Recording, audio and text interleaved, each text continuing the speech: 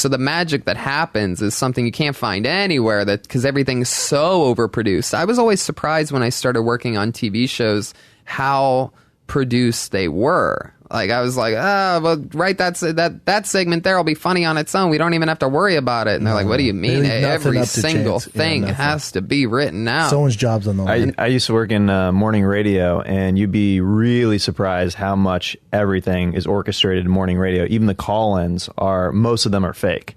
Like, most of the call-ins of people who are calling in, like, for segments and different stuff like that, are paid actors, which is... like, blew my mind. Like, you have no friends who would do it for you? Yeah, right? Somebody? Yeah. So, like, any of those, like, Ryan Seacrest, like, War of the Roses and all that stuff, that's all fake. Guys, is there anything worse than morning radio? No. I don't get how it's still around. Hey, KO705 here. Here we go. We got Brent Job in the building. There's nothing worse for me when I have to do press. Hey, we got Brent Job here in the building. He's there selling comic tickets. Conor McGregor could be. You want to get into that? I'm like, yeah, it's going to sell a ton of tickets. So what's your shtick like, Brendan? You want to know? So do you talk about the days when you're getting punched in the face? How fun is that for you? My favorite thing is there's always a part where they acknowledge that you have a podcast, but they don't really want to talk about it, and they don't want to face the fact that, like, you have a following from a podcast while they're sitting there like... See, I get a different thing. I get, hey, so we're going to jump on this call. We're going to do this about 15 minutes. And I just started a podcast. You mind jumping on with me or just do a quick hour? Like, no, I'm not doing your podcast. A quick hour? You just want my fucking podcast falling on you. No, I'm not doing your podcast, man. Yeah, my favorite is like when I'm explaining to them, like, yeah, we do it every Monday. It packs up the main room of the Comedy Store. It's a live show, and you just get to see these sad morning radio DJs go further and further into their shell. Like, yeah, they're like, well, after this, we'll be right back with Tony. I got lucky because it used to be my dream when I was a little kid to be a radio DJ. I thought it was the coolest possible gig. I mean, I was like a little kid, like 10, 11, 12. Aim very high. I was a little kid, and I'm like, that's the coolest gig. I was recording songs off the radio on one cassette player, and then you'd switch the other cassette, you know what I mean? And I would host my own radio show. And I was obsessed with this one DJ back in Youngstown. I won't say his name because that's no fair, but I was awesome. He's probably not getting too many shout outs. He was on Hot 101. He was was a big afternoon DJ on a pop station, but I thought it was the coolest thing at the time. And then one day they announced, like, hey, go down to Phantom Fireworks tomorrow and you'll get to meet blah blah blah blah, this DJ. And I went and I met him, and it was one of the most disappointing, sad things ever. He was just at a booth all by himself. Just no one showed the fuck up. No one cared. Everybody was just walking right by him to go into the fireworks store. And I went up and I was like, hey, man, you're one of my heroes. Nice to meet you. And he's like, oh, okay, kid. Here, sure. Anyways. Whatever. Yeah. And I'm like, you know what? Man. DJs suck. DJs suck. It's a tough gig, man. They're up at like 4, sometimes 3:30. Yeah. And they're doing it every morning. Yeah. If you look at just the stats of people that work those shifts, they don't live as long as others. It's a rough gig, man. Yeah. It's a rough It's a morning gig. You looked up a study recently that shows that DJs die. I was worried about it. How I know that stat, I have no idea. Right? I have no idea. I'm a weird dude, man. This study was just conducted. The census showed that DJs die earlier than normal people. Back to you, the studio, Brendan Show. I don't know why I know that. I don't know. Maybe I was trying to look for a career change. I'm like, oh, they die early. Oh, never mind. I was doing something at, I'm not going to say the venue because I don't want this guy's name getting out. I was doing something at a venue, and Showtime was there to see me do my set.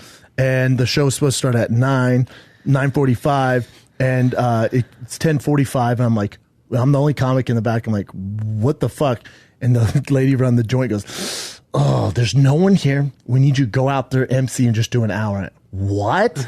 She goes, just do as long as you can because we don't know where anyone else is. I went, come on, man. I went, that's Showtime down there. Mm-hmm. Come on, help me out here. And she goes, I don't know what to do. And she looks around and goes, are there any other comics? And this guy goes, I'm a comic. Oh, no. She goes, what's your name? And again, I'm going to say his name. And I go, oh, cool. And he goes, dude. And I go, you're a comic? How long have you been doing comedy? He goes, I did Kill Tony. Oh, no. I'm like, you just did the 1 minute? He goes, yeah. And then he's like, but I've done more comedy than anyone else there. And she goes, so you'll go out. Oh, no. Oh, no. You should have just gone out, dude. I should have. At least I thought it'd be an easy gig. He said he did comedy and then goes out there and ate all the dicks. All of them. I didn't know that was possible, but he somehow. Just like Pac-Man eating dicks just around circles, avoiding like a hot dog eating contest. I'm Brendan Schaub's favorite comic. He chose me for this gig. If you Kobayashi eating dicks. If you saw me on Kill Tony, you know I could eat dicks for 60 seconds, but watch me for 10 minutes. There's nothing you can do about it. Showtime. Enjoy this. Yeah. Jeremiah has this one character that is a star on this show called Feminist Stacy. That's hilarious. And she represents, all women and, just sort of like those types of feminists that you see on social media and stuff that just are intolerable and hate everything. Hate everything. I ran one in Austin because Onnit has a house there for like their guests. They bought a house, and I'm staying at this house, and there's a porch light on, and she comes out, and in the yard there's like signs like purple, green, orange, black, white. Everyone's approved in this house, and then it's like vote yes on Amendment 7, all that shit. She's so earthy. She's like a liberal, and she comes out and she's all, "Hey, are you staying here?" I'm like, "Yeah, I'm staying here." And I go, "But I don't own it." She goes, No, I know who owns it. She goes, "I just bought a new owl, and these lights keep my owl up." I'm like, Jesus Christ, man. Oh. Just got a new owl in the crib and just was like shitting on us. Yeah. I thought everybody was accepted here, but not lights. Leave this fucking thing. Oh, do you have an issue with women, Brendan Schaub? I'm sorry. Hi, Feminist Stacy here. Heard you talking disparagingly about women and earthy folk. What else do you want to talk about, Brendan? Oh, do I want to get below the belt now? I don't think so. What's this is a boys' club. Hey, how come there isn't a female that's in the running for best co-host of the year? Huh, Brendan? Huh? Oh, you got your Theo Vons, your Delias. You don't get Tony, but you get your Rappaports on there. What about a full-grown, independent, smart woman? Woman. This is Feminist Stacy, Brendan. Feminist Stacy, bro, who's upset about everything. Everything. I'm triggered by everything on this show. There's no estrogen on the show right now except in this couch right here. Ugh. The testosterone is off the charts. Yeah, are you talking about you have a lot of beard hair coming in, Stacy. Yeah.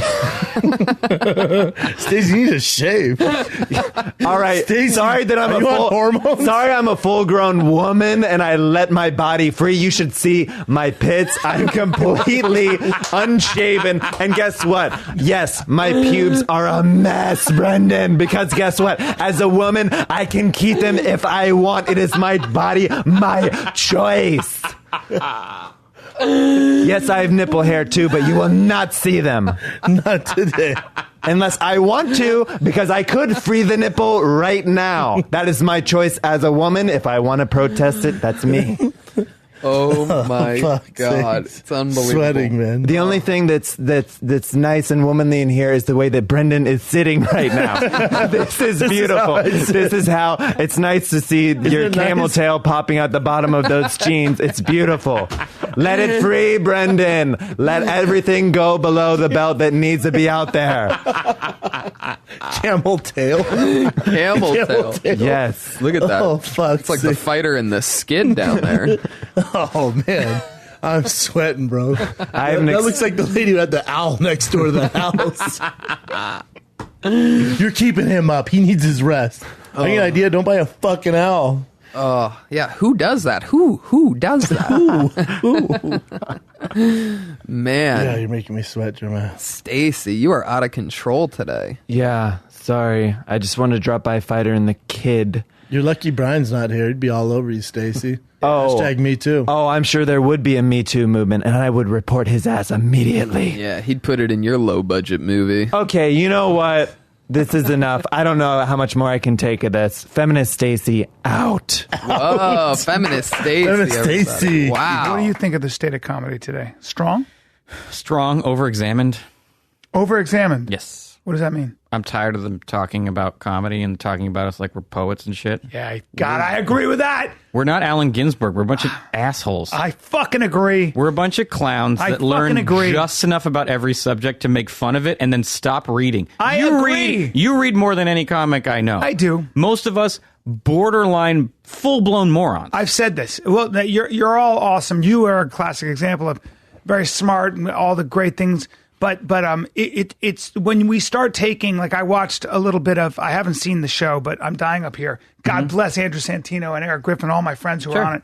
Great guys, and I hope the show goes on forever. But the one thing I didn't watch it because as a comic who's lived this life, when they were talking about your job is to tell the truth against all odds, and they're creating this sort of like very gritty look. All right, I know, but I know. You watch it, you go, none of us say this stuff. Well, and every time when we've seen a lot of comics get in trouble, and of course, justifiably so.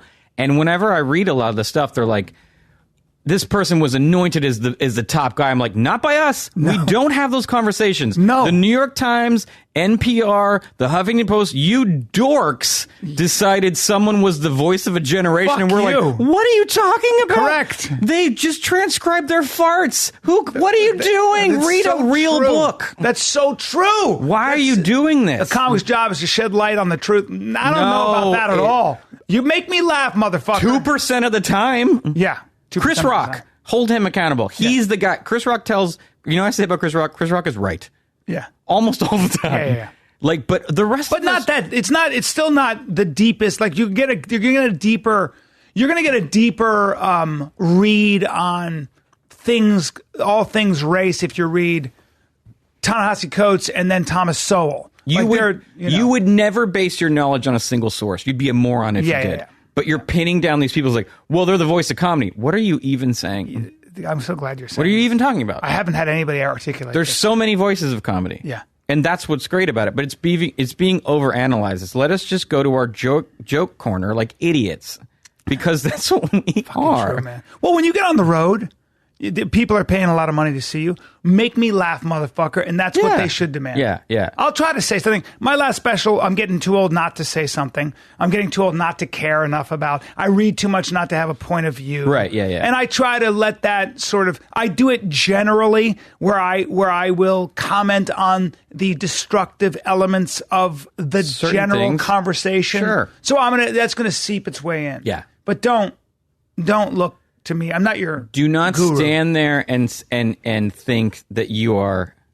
I always think like, if I had a special, what would I call it? And I think I would call it "This Changes Nothing," because it's just That's very funny. It's just I need to figure out. I feel the same way about art stuff I make. Like we're just making things because the existential crisis of being alive is a lot. Yeah, and we're very lucky to be able to do this as work. It changes your walk. I've been sitting too much. I was on a plane for 13 hours. Yeah, you didn't talk about your trip that much. Was there anything cool, exciting, fun? I didn't do enough. I had the best duck I've ever had in Beijing. Your microphone's fine. Your mic lilted at that story. I had the best Your duck. mic, I had the best duck I've had. I've never seen a mic roll its eyes before. That's what just happened. Yeah. Because they were my like, trip okay, was Zagat's, who gives a shit? My trip was shit because I got to Beijing and I found out we had to drive 2.5 hours. So I said, before we go, I have to eat and I want authentic Chinese. The woman said, are you sure you want Chinese? I went,